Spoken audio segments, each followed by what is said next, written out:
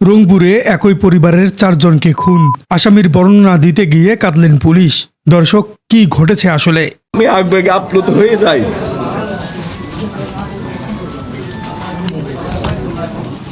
নিজের বাড়ি, নিজের ছাদ, এটাই তো একজন মানুষের কাছে পৃথিবীর সবচেয়ে নিরাপদ আশ্রয়। সারাদিনের ক্লান্তি শেষে সবাই তো এই ৪ দেয়ালের মাঝেই একটু শান্তির খোঁজ করেন, কিন্তু সেই নিরাপদ আশ্রয়ই যদি এক রাতের অন্ধকারে সবচেয়ে বড় বেদনার জায়গা হয়ে ওঠে।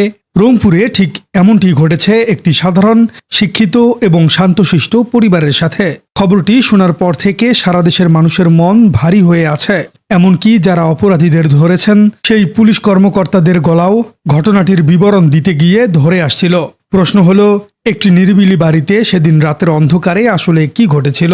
দর্শক, আসল ঘটনা একটু বিস্তারিত বলা যাক। রংপুর নগরীর মাসুয়াপাড়া এলাকার একটি 4 তলা বাড়িতে থাকতেন অবসরপ্রাপ্ত স্কুল শিক্ষক গণপতি চক্রবর্তী জুয়েল। তার সাথে থাকতেন তার স্ত্রী প্রীতিলতা চক্রবর্তী, বড় মেয়ে আগামী চক্রবর্তী প্রার্থী এবং 12 বছরের ছোট ছেলে আয়ুষ চক্রবর্তী প্রিয়ম। গত বৃহস্পতিবার রাতের পর থেকে তাদের আর কোনো সারা শব্দ পাওয়া যাচ্ছিল না।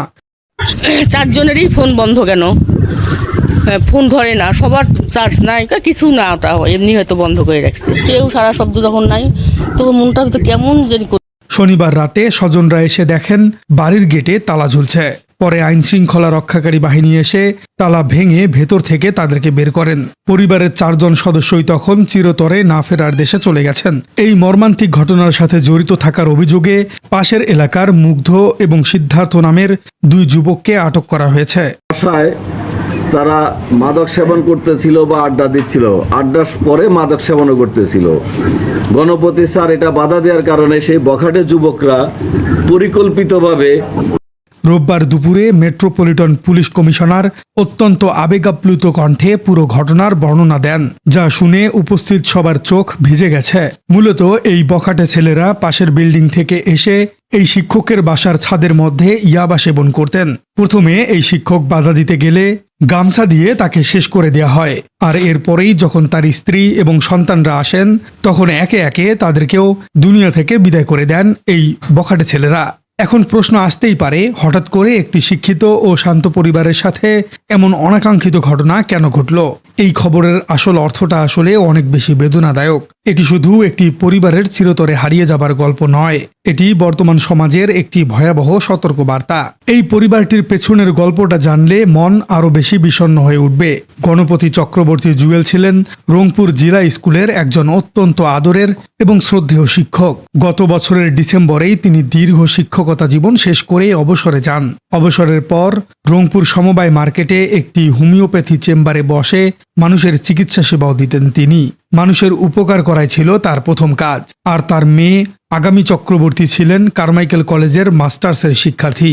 পড়াশোনা শেষ করে তিনি মাত্রই চাকরির জন্য প্রস্তুতি নিচ্ছিলেন। আর সবার ছোট মেয়ে প্রিয়ম পড়ত রংপুর জেলা স্কুলের 5ম শ্রেণীতে। একদম সাধারণ, সুখী এবং পড়াশোনাকে ঘিরেই ছিল তাদের জগৎ। কিন্তু গত বৃহস্পতিবার রাতের পর তাদের মোবাইল ফোনগুলো হঠাৎ করেই বন্ধ হয়ে যায়। এরপর তাদের আর কোনো দেখা পাওয়া যায়নি। শনিবার রাতে যখন দুর্গন্ধ ছড়িয়ে পড়ে তখন আত্মীয়রা পুলিশে খবর দেন, আর তখনই এই সুন্দর পরিবারটির এই পরিণতির কথা সবাই জানতে পারে। ঠিক এই জায়গাটিতেই ঘটনাটি সবচেয়ে বেদনাদায়ক মোড় নেয়। পুলিশ কমিশনারের বর্ণনা অনুযায়ী বৃহস্পতিবার গভীর রাতে পাশের নির্মাণাধীন ভবনের ছাদ টপকে মুগ্ধ ও সিদ্ধার্থ নামের ওই 2 যুবক শিক্ষক গণপতি চক্রবর্তীর ছাদে প্রবেশ করেন। তাদের উদ্দেশ্য ছিল সেখানে বসে আড্ডা দেয়া এবং মাদক সেবন করা। হঠাৎ ছাদে মানুষের সারা শব্দ পেয়ে শিক্ষক গণপতি চক্রবর্তী সেখানে যান। তিনি শুধু জানতে চেয়েছিলেন এত রাতে তারা সেখানে কি করছে। এই সামান্য জিজ্ঞাসাবাদই কাল হয়ে দাঁড়ায় তার জন্য। নিজেদের পরিচয় যেন প্রকাশ হয়ে না পড়ে সেই ভয়ে যুবকরা মুহূর্তের মধ্যেই ওই বয়োজ্যেষ্ঠ শিক্ষকের উপর চড়াও হন, আর এরপরেই তাকে দুনিয়া থেকে বিদায় করে দেয়া হয়। পুরো বিষয়টিকে যদি আইন শৃঙ্খলা রক্ষাকারী বাহিনীর দৃষ্টিকোণ থেকে দেখা যায় তাহলে মানুষের অবক্ষয়ের এক চরম চিত্র ফুটে ওঠে।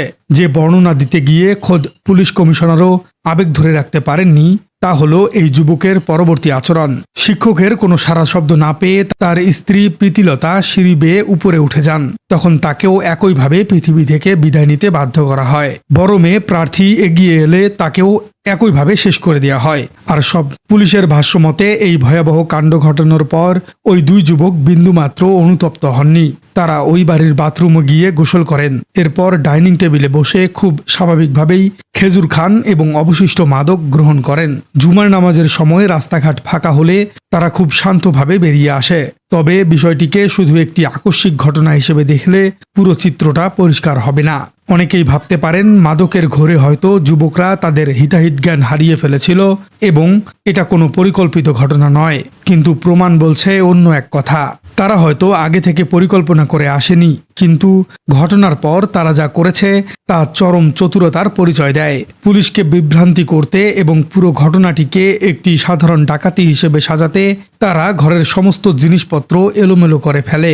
শুধু তাই নয়, তাদের আঙ্গুলের ছাপ যেন কোনোভাবেই পুলিশের হাতে না পড়ে সেজন্য তারা অত্যন্ত সুকৌশলে বাড়ির একটি স্মার্টফোন ডিটারজেন্ট মেশানো পানির বালতিতে ভিজিয়ে রেখে যায়। বাড়ি থেকে বের হবার সময় কিছু স্বর্ণালঙ্কারও সাথে নিয়ে যায়, যা পরে একটি মন্দিরের পেছনে লুকিয়ে রাখে। অর্থাৎ তারা যা করেছে তা পুরোপুরি বুঝে শুনেই করেছে। নিজেদের বাঁচানোর জন্য তাদের মস্তিষ্ক খুব ঠান্ডাভাবেই কাজ করেছে। আর এখানেই সামনে আসে এমন একটি বিষয় যেটি পুরো সমাজ ব্যবস্থা নিয়ে নতুন করে ভাবতে বাধ্য করছে। এই দুই যুবক কিন্তু ভিন গ্রহ থেকে আসেনি। তারা এই সমাজেরই সন্তান, এই পাড়ারই ছেলে। তাদের বয়স মাত্র 19 এবং 23 বছর।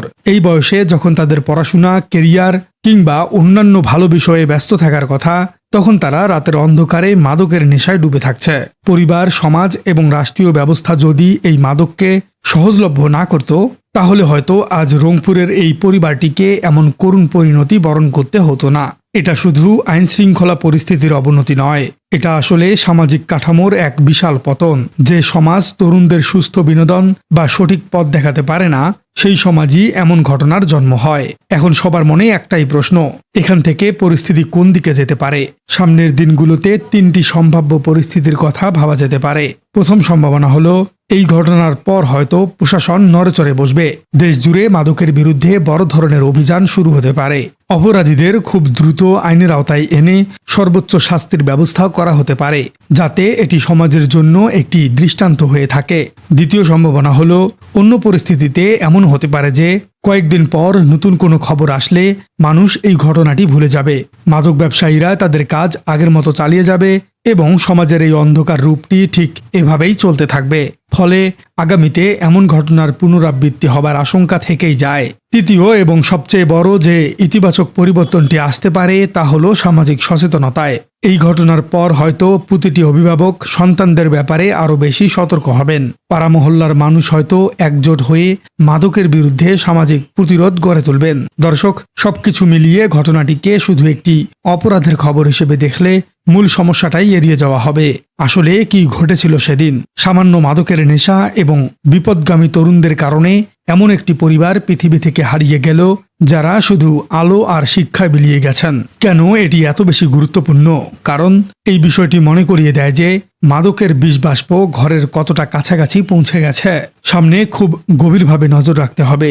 এই ঘটনার পর সমাজ এবং রাষ্ট্র কিভাবে মাদক নির্মূলে কাজ করে সেটি এখন দেখার বিষয়। প্রিয় দর্শক, এই পুরো বিষয়টি নিয়ে আপনার মতামত কি? এই বিষয়টির জন্য আপনি কাকে দায়ী করবেন? কমেন্টে জানিয়ে দিন আপনার মূল্যবান মতামত। আর আমাদের চ্যানেলে নতুন হয়ে থাকলে চ্যানেলটি সাবস্ক্রাইব করে বেল আইকনটি বাজিয়ে দিন। দেখা হচ্ছে পরবর্তী কোনো ভিডিওতে।